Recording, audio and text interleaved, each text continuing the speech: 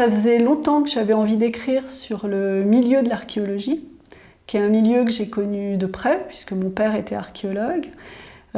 Et quand j'étais enfant, j'avais le sentiment, comme les héros de mon livre, d'avoir une personnalité double, d'avoir une vie scolaire banale toute l'année, très contrainte, et puis l'été, d'avoir un espace de liberté dans ce milieu un peu particulier, où les gens sont à la fois très scientifiques, très austères, et en même temps un peu dingues, très fantaisistes en tout cas. Et j'aimais bien l'idée de rendre hommage à ce milieu-là et aussi de le faire connaître et puis de mettre aussi en scène des personnages hauts en couleur, comme par exemple... il y avait une famille qu'on connaissait qui était très bourgeoise et qui d'un seul coup était devenue nudiste l'été.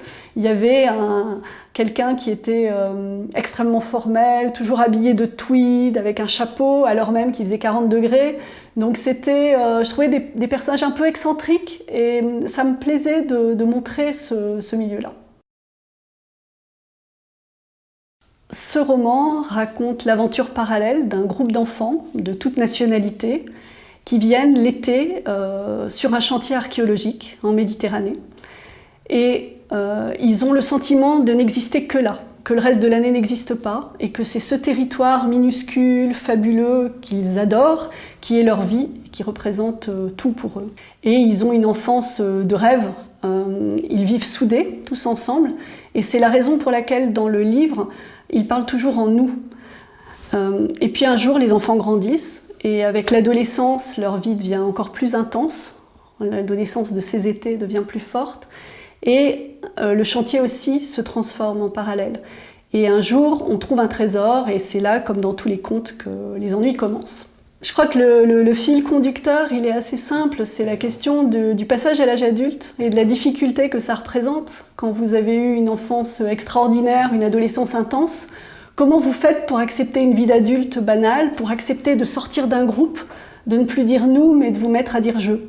Donc c'est cette question toute simple en fait qui est posée dans le livre. Et un jour, bien sûr, un événement inattendu amènera ces enfants à revenir sur l'île. Et ce sera la question de ce qu'ils y trouvent et de ce qu'ils sont devenus.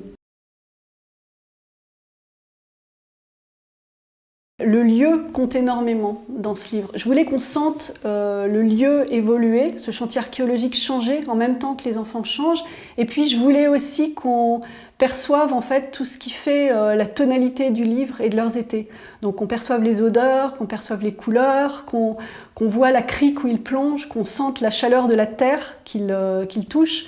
Et ça, c'était pour moi quelque chose de très important et un vrai travail d'écriture.